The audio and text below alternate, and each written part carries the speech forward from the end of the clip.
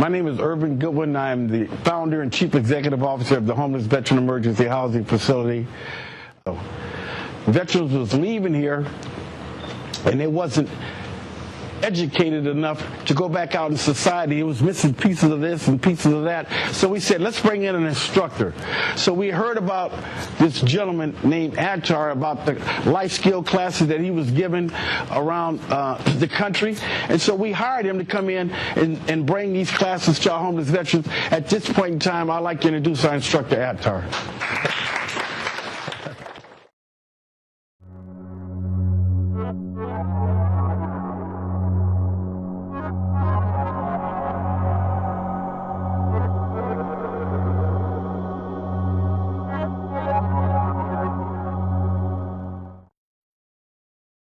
So I want to get started by thanking Irvin, and I'm glad he talked before me, because he is a true to life success story, and I'm inspired. I think all of us are. When we watch movies and everything, we want to watch a success story, and he is that. And so I want to begin by letting you know, and like I say at the classes, when we have the classes here, and we have them every other week, I let you know you're no different than him.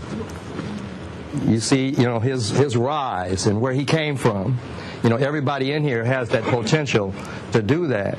And so what we want to talk about tonight, we're going to talk about cures and solutions. When they say alcoholism, drug addiction, these are diseases, but there's a cure to every disease, and you need to know that. There's a cure for AIDS. There's a cure for cancer. Okay, it's right here. The scientists are working on it every day. There's a lot of money going into it. And around the world, the scientists they're doing things that are improving the situation with cancer, and they're improving the situation with AIDS, and they're all of the diseases, including alcohol and drug addiction. Okay, so that's what I want to talk to you about tonight. And but in order for that to happen for you, in order for you to be cured, okay, there's one thing that we know based upon studying programs, is that you really have to want the cure. You have to want it. It doesn't work for people who don't want it. People come into the programs like a revolving door, and then they come back again, and then they come back again, and then they come back again. Same thing with going to prison. People go to prison, then they come back again, they come back again. Okay? They haven't gotten to a point where they actually want the cure. So if you don't want the cure, then you'll be a part of your own destruction. You'll destroy yourself.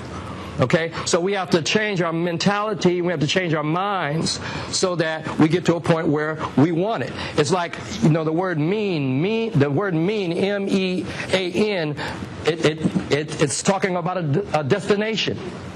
It's talking about a purpose. You have to have a purpose. You have to have a destination in life. If you don't have a purpose or a destination in life, you'll self-destruct. Okay, so in other words, you got to mean it. You have to mean it.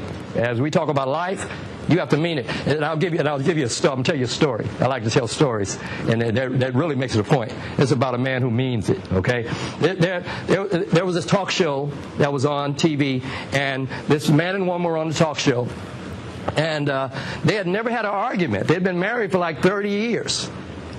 And they never had an argument. So, it's like Guinness Book of World Records, you know what I mean? You'll be married and never have an argument. So they're on the talk show, and the talk show host is talking to the couple, and then she said, the woman speaks up, and she said, I'll do the talking. He doesn't talk that much. Her husband doesn't talk that much.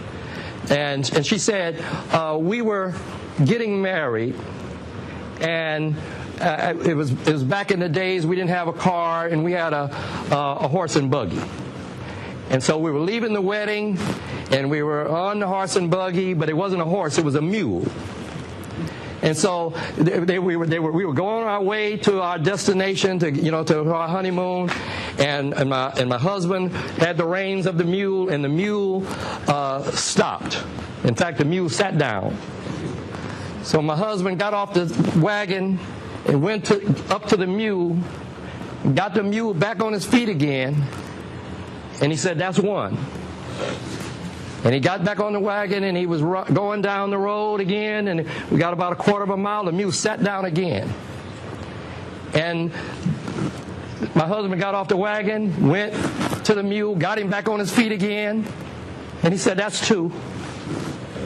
And so we're going down the road again, and we get another quarter of a mile, and the mule sets down again.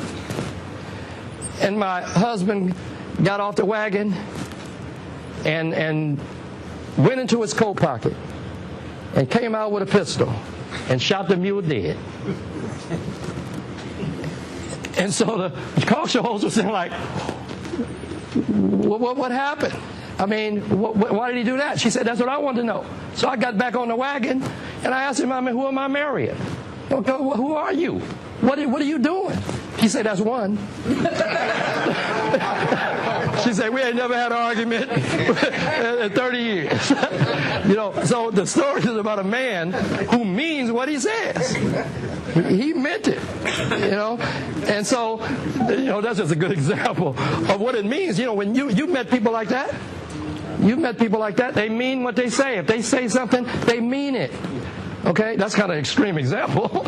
You know what I mean? We don't want to go around shooting animals and stuff like that, or having domestic violence or anything. But the story is about a particular man. Now, you guys can relate to people like that. You're veterans. I'm sure you had drill sergeants like that. You probably were a drill sergeant. It means what he says. Okay? And then as a result of him meaning it with a passion, you improved your life. You graduated from boot camp because you knew he meant what he said. Okay? So I mean, I'm not talking to people who don't know what that means. You had the destination when you went to boot camp. You had a purpose, and you graduated. Okay? And you know what you had to do it. It wasn't easy. It was difficult. In fact, it's harder to do it the easy way. Remember that. It's harder to do it the easy way. Life is set up in such a manner where it's going to try us. It's going to test us. All of you in this room have been tested. Not only were you tested in the military, you were tested with your homelessness. You was tested with your drug addiction, with your alcoholism. And now you found yourself in this program. This is the beginning of the cure, the beginning of the solution. Okay? So I'm talking to blessed people. Everybody in here is blessed. This is a miracle. Okay? It's a miracle that you're in this program. And you need to look at it like that. If you don't look at it like that, you're missing the mark. You're really missing what's going on in your life. This is a miracle that you're sitting in this room. It's a miracle that you're here tonight. So, and I'm gonna read something to you. It's good to have definitions to words. There's a word called heal. Okay? If you get a cure, that means you're healed. But the word heal means to restore to health. Okay? So that means that health is bad, health is gone. Now we have to restore to health. Okay, that's healed. Then we put TH behind the word, and then you got health. Health, which means soundness in body, mind, or well-being. Everybody wants health. Okay? The same thing with the word weal, W-E-A-L. Weal means a sound and a prosperous condition. Put TH behind that, you got wealth. That's a lot of money and a lot of property. Don't let anybody tell you they don't want a lot of money. They don't want a lot of property. I've seen some people, they're so spiritual, I don't want any money. I don't want any property. That's not true.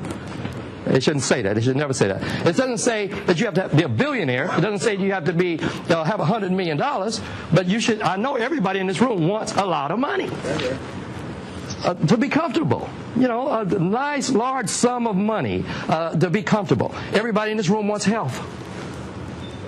Okay? So when we start out with those two agreements, that everybody wants health and everybody wants wealth, then that means that we have to make our lives sound.